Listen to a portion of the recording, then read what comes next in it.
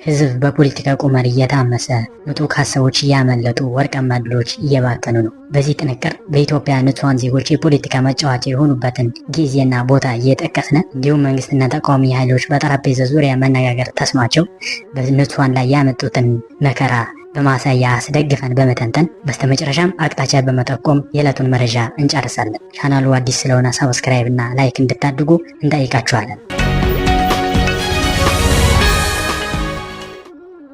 ፖለቲከኞች በአንድ ፓርቲ መዋቅር ውስጥም ሆነ በተለያዩ ጎራዎች ውስጥ ሆነው ዓላማቸውን ለማስፈጸም ሲንቀሳቀሱ አካሄዳቸው ህጋዊና ሰላማዊ ከሆነ በህዝብም ሆነ በሀገር ላይ የሚፈጠር ስጋት አይኖርም። ከህጋዊና ከሰላማዊ መንገድ አፈንግጦ ለስልጣንም ሆነ ለተለያዩ ፍላጎቶች መነታረክ ሲጀምሩ ግን ስጋት ያንዣብባል። አለመግባባቱ ይበልጥ እየተከረረ ሲሄድ፣ የቃላት ጦርነቱ ወደ ኃይል እርምጃ መቀየር ሲጀመር ከነሱ በጣም ርቆ የሚገኙ ውዝግቡ የማይመለከታቸው ንጹሃን ይሸበራሉ። በኢትዮጵያ ባለፉት ዓመታት ለመታዘብ እንደተቻለው ብዙዎቹ ጥቃቶች፣ መለስተኛ ግጭቶችና አውዳሚ ጦርነቶች ሰለባ ያደረጉት ዋነኞችን ተዋናያን ሳይሆን ንጹሃንን ነው። ከመስከረም 5 2011 ዓ.ም ጀምሮ የቦራዩ ጥቃት ጀምሮ በትግራይ፣ በአማራ፣ በኦሮሚያና በሌሎች ስፍራዎች በእልቂትና በውድመት የታጀቡ ፍጅቶች በፖለቲከኞች ቢቆሰቆሱም በህይወታቸው በአካላቸውና በንብረታቸው ዋጋ የከፈሉት ግን ንጹሃን ኢትዮጵያ እንደሆኑ ማስተባበል አይቻልም። ገዢውን ፓርቲ ጨምሮ ሁሉም የፖለቲካ ድርጅቶችና ታጣቂዎች በህጋዊና በሰላማዊ መንገድ ተቀምጠው ለመነጋገር ከቻሉ በረባ ባልረባው ወደ ትጥቅ ፍልሚያ የሚገቡበትን ምክንያት አይኖርም። በትንሹ ለግማሽ ክፍለ ዘመን ያህል ኢትዮጵያ ውስጥ ከአነስተኛ ግጭት እስከ ከፍተኛ ጦርነት ድረስ እየተካሄደ የተገኘው ውጤት ምንድን ነው ሲባል መልሱ በፍርሃት ያስጎነብሳል። ከዚህ ቀደም በህዝብ ነፃ አውጪነት ስም እየተካሄዱ ትግሎች ምን አፈሩ ሲባል ምላሹ የሚሆነው የጥቂት ግለሰቦችን ትርፍ ብቻ ነው።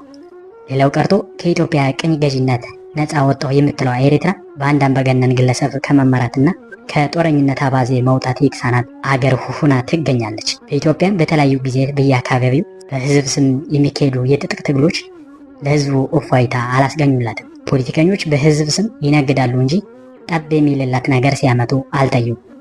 ለዚህም ነው ሀገሪቱ የፖለቲከኞች መቆመሪያና የድህነት መጫወቻ የሆነችው። ኢትዮጵያ ከግጭት አባዜ ተለቃ ሰላም ቢሰፍንበት የድህነት ምሳሌ አትሆንም ነበር።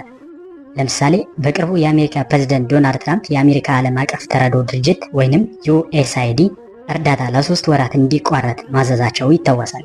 በዓለም የአሜሪካ እርዳታ ተቀባይ ከሆኑ ሀገሮች አንደኛዋ ኢትዮጵያ የትራምፕ ውሳኔ ተጓዥ እንደምትሆን በስፋት ይነገራል።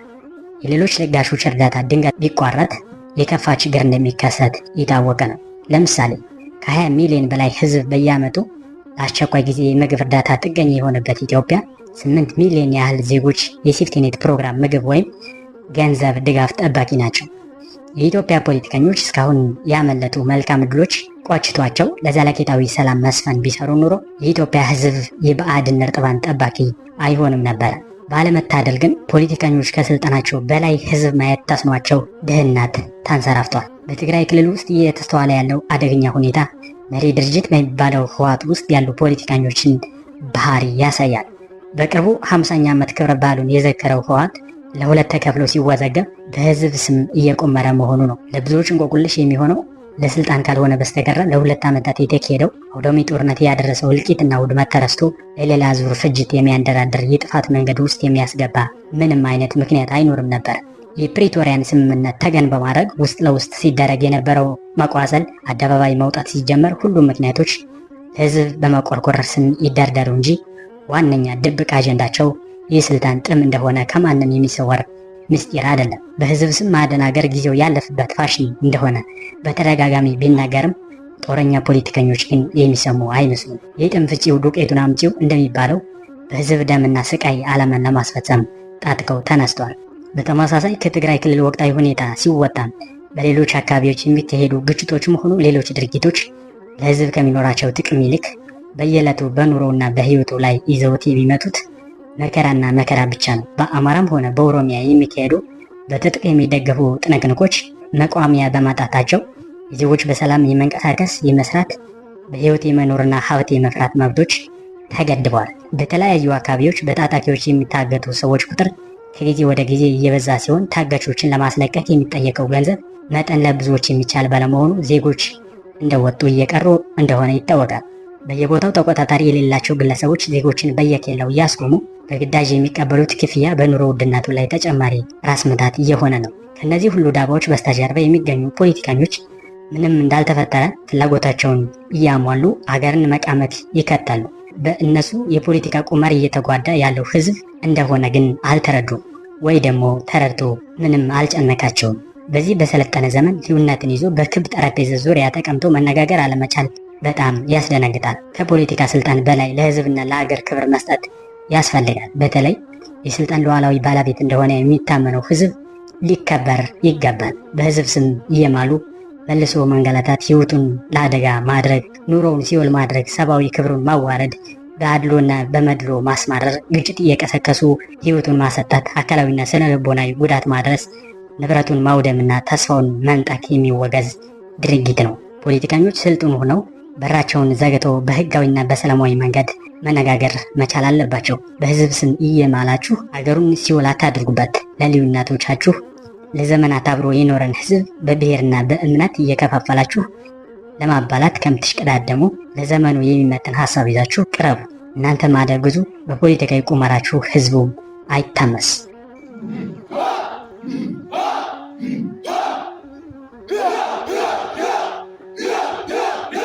በስክነት መነጋገር በጋራ መፍትሄ ባለመፈለጉ ወይም ባለመቻሉ የኢትዮጵያ ምድር የግጭትና የውድመት አምባ ከሆነ ጊዜው እየነጎደ ነው። የዚህ ጦስ ደግሞ በፖለቲካዊ በኢኮኖሚያዊና በማህበራዊ ዘርፍ ብዙ ጉዳዮች ላይ ከፍተኛ ጉዳት እያደረሰ ነው።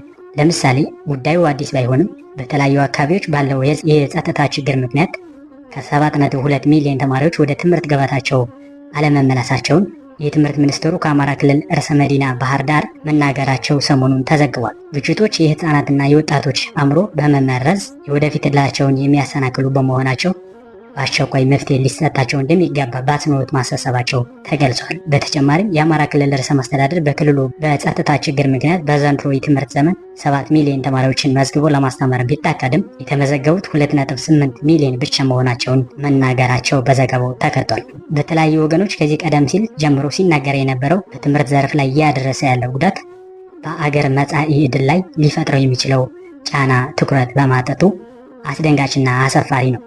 በመላ አገሪቱም ሆነ በአማራ ክልል በግጭት ውስጥ ያሉ ተዋናያን ለችግሩ ምክንያት በመሆናቸው በታሪክና በወደፊት ትውልድ ተጠያቂ መሆናቸው አይቀሬ መሆኑ ይታወቃል። የአንድ ሀገር መማር ማስተማር ሂደት በተለያዩ ምክንያቶች ሲደናቀፍ ዜጎች የህልውና ጉዳይ አድርገው በጋራ መንቀሳቀስ ይጠብቅባቸዋል።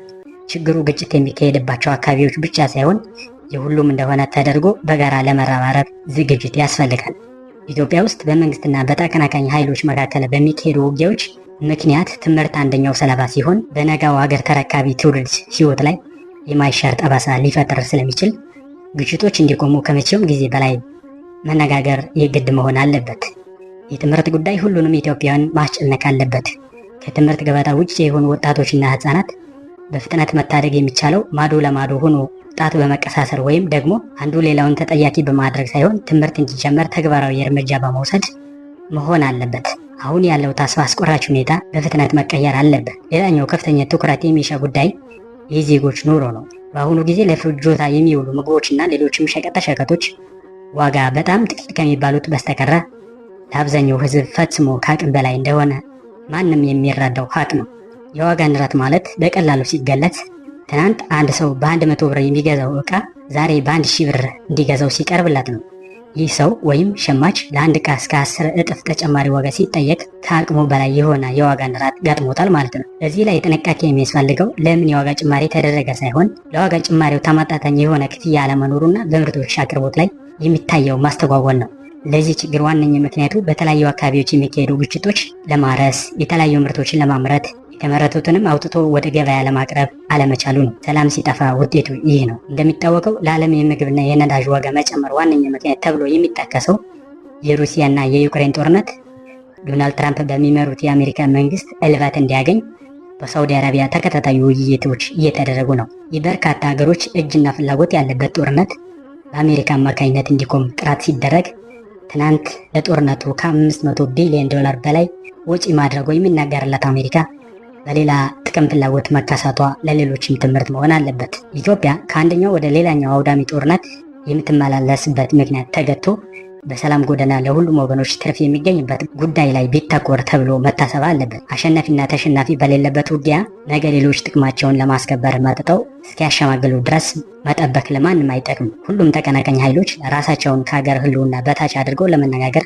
ቢቀመጡ ትርፉ የላቀ ይሆናል። ኢትዮጵያ ውስጥ ግማሽ ጎፈሬ ግማሽ ልጩ አይነት ጉዳዮች ሲበዙ ምን ያህል ጥልቅ መከፋፈል እንዳለ ማሳያ ናቸው። በአንድ በኩል መንግስት የሚከናወኑ የተለያዩ ፕሮጀክቶች ሲኖሩ፣ በዚያው ልክ በግሉ ዘርፍ ያን ያህል የሚናገርላቸው ፕሮጀክቶች አይስተዋሉም። በመንግስትም ሆነ በግል አጋርነት ደግሞ ተጠቃሽ ሊሆን የሚችሉ በጣም ጥቂቶች ናቸው። ነገር ግን የልማት መርሃ ግብረ እቅዶች ሲናደፉም ሆነ ተግባራዊ ሲደረጉ በአማዛኙ የብዙሃኑን ዜጎች ይሁንታ ማግኘት የሚችሉት ከሚያስገኙት ፋይዳ ባልተናነሰ የባለቤትነት ስሜት ሲፈጥሩ ነው። የዜጎች ተሳትፎ በቀጥታም ሆነ በተወካዮች አማካኝነት ፍትሃዊ ሆኖ ባለቤትነት ሲያገኝ ፊት ለፊት ተገናኝቶ ለመነጋገር የሚያስቸግር አንዳችም ሰበብ አይኖር። ከዚህ ይልቅ በተለመደው የኩርፊያና የመጠማመድ አባዜ ውስጥ በመዝፈቅ ለሀገር የሚጠቅሙ ምጡቅ ሀሳቦች እየባከኑና በርካታ ወርቃማ ዕድሎች እያመለጡ ነው ተብሏል። ሰብስክራይብ እንድታደርጉ በማስታወስ እዚህ ጋር አበቃል።